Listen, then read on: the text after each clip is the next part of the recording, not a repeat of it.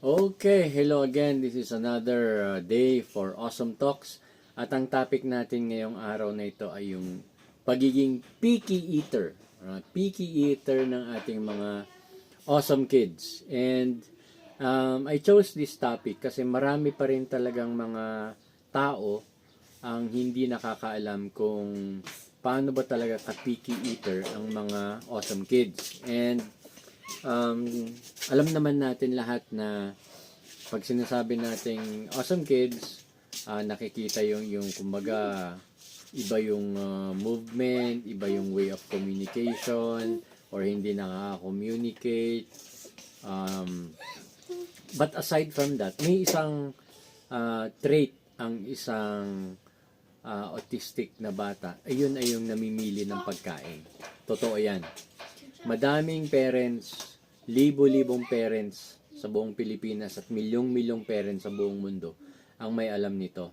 Pag ang anak mo autistic, meron lang talaga silang mga gustong kinakain na pagkain. Okay, for example, sa akin medyo nakakainis kasi yung sinasabi nila sa isang regular na bahay, iisa ang kusina. 'Di ba? Iisa ang kusina. Sa amin, 3 kusina namin, 'di ba? Hindi yung literal na 3 kitchen, 3 kusina, hindi po. Ang ibig sabihin ng 3 kusina, 3 klase ng luto ang niluluto namin minsan. Bakit kanyo? Kasi meron yung pang sa amin na regular na pagkain, pero meron yung para kay Roga at meron yung para kay Remus. Kasi may mga pagkain si Roga na gusto na ayaw ni Remus. Ganun din, may gusto si Remus na ayaw ni Roga. The thing is, mas maraming choice actually ng food si Remus, yung bunso. Minsan nakakasabay na rin sa mga ibang pagkain. Wag lang gulay kasi ayaw talaga niya ng gulay. Yun yung pinoproblema namin ngayon na gusto namin talagang i-intro sa kanya. Si Roga naman, yung aking level 2, medyo siya, very picky. Bilang na bilang actually yung kinakain niya. Like, corned beef, yung anything na beans, yung munggo, yung red beans, white beans, kidney beans, anything na beans, ganyan. Maling, noodles, sabaw ng adobo, anything basta sabaw. Ganon. Ito naman si Remus, mahilig siya sa like, Shanghai lumpia, hotdog. Ayaw naman ni Roga yon. Longganisa, ayaw din ni Roga yon. So, ang daming contrasting na gusto nung dalawa. And syempre sa amin, for example, kumakain kami, pakbet, ganon. Ayaw ng dalawa ng pakbet. O yung dinengdeng na tawag namin dito, o yung plain na simple na fried meat and then lalagyan mo lang siya ng gulay-gulay, yung ganyan, yung simple luto na ganon, ayaw din naman nila. So wala kaming choice minsan kung hindi meron yung lulutuin na para sa amin and then magluluto ng para sa kanila. Meron naman yung food na okay sa kanilang dalawa, like adobo, yan. Gusto nilang parehas ang adobo. Fried chicken, gusto nilang dalawang fried chicken, ganyan. Kaya minsan talagang magasto rin talaga yung pagiging picky eater ng mga bata. And ito yung minsan hindi maintindihan ng mga ibang parents o ng mga ibang magagaling na tao. Ang lagi nilang sinasabi ganito, hindi totoo yan, hindi pwede yan. Dapat kayong mga parents, ipilit ninyo kung anong ulam sa bahay nyo, yun ang ipakain nyo sa mga anak ninyo. Kasi yun ang ulam, kayo ang masusunod. Ganon yung mga nila, mga tingin nila. And alam nyo, minsan kasi napakadaling sabihin pag wala ka sa sitwasyon. Okay? Pag ikaw yung observer lang, tapos nagawa mo sa mga regular ng mga anak, feeling mo yung applicable sa anak mo na mga regular ay applicable din sa mga awesome kids. Feeling mo dahil ang dami mong napalaking mga bata, for example, meron kang 20 na anak, at yung 20 na anak mo, napakain mo ng kung ano yung gusto mong ipakain, well, alam nyo, good for you. Pero minsan kasi yung mga experiences na ganyan, hindi siya applicable para sa mga bata na may autism. Sensory kasi yan eh.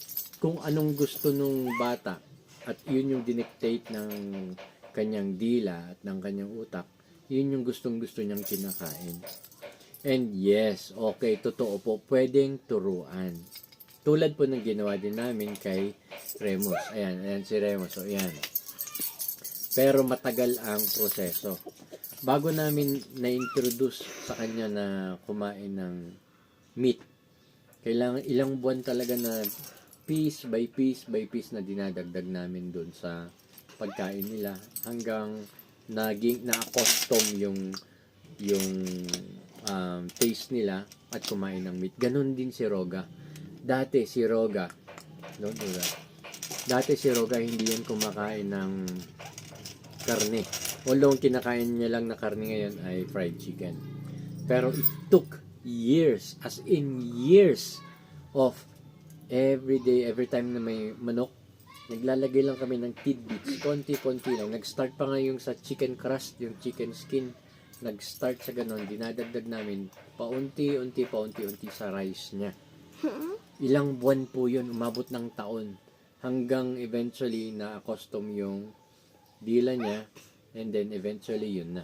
Kumakain na rin siya ng chicken. Like for example, pag may fried chicken, kakainin niya yung top, tapos konti dun sa may meat. And then lately, sinusubukan namin yun sa adobo.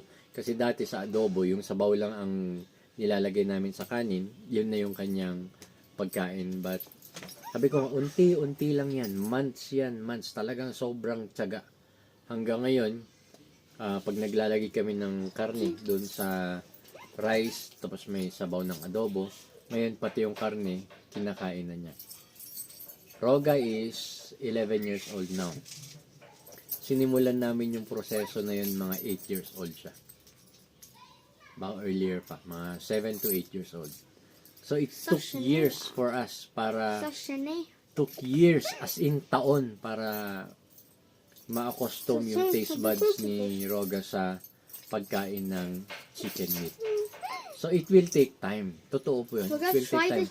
Pero sobrang kailangang napaka-patient. Kumaga talagang aaraw-arawin gawing routine. Ganun ho talaga. Okay?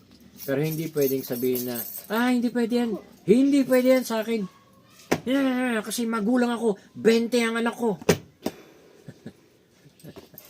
Good for you. Okay. So, yun yung isa sa lagi naming concern pag may namimit kami or nakakakwentuhan kami na parent na madaming advice, madaming ganito dapat yan, ganyan dapat yan, applicable lang ganito, applicable lang ganon. Tama po. Alam niyo, nagpapasalamat naman po kami. Pero alam niyo, sometimes, it really helps pag may experience talaga yung isang tao. Kaya kami, mas kapani-paniwala na kakwentuhan yung mga magulang na duman na rin sa pinagdaanan namin. For example, yung mga anak nila, mga teenagers na, mga young adults na, mga adults na mga autistic. And sometimes sa kanila kami kumukuha ng advices kasi napagdaanan na nila yung mga prosesong ganito.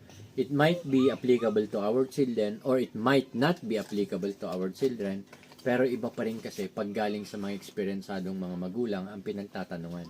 Kasi madaming mga magulang feeling nila dahil ganito ginawa nila sa mga anak nila, applicable na rin sa anak mo na may autism. Mali po. Mali. But thank you sa advice. Thank you sa advice. So yun yung aking pwedeng sabihin sa pagiging picky eaters ng mga bata and how we can train them to eat something different. And ito si Remus, sinusubukan talaga namin yan kung paano namin i-introduce sa kanyang gulay. Kung nakaya namin ng ilang taon kay Roga, kakayanin din namin ng ilang taon kay Remus. Pero hindi ako papayag na Remus right now is 9 going 10. Hindi ako papayag na by teenager siya hindi pa rin siya kumakain ng gulay. So dapat before sa pumasok sa 13, meron na siyang gulay na kinakain. Right? Yeah. Okay, thumbs up. Thumbs up. Okay.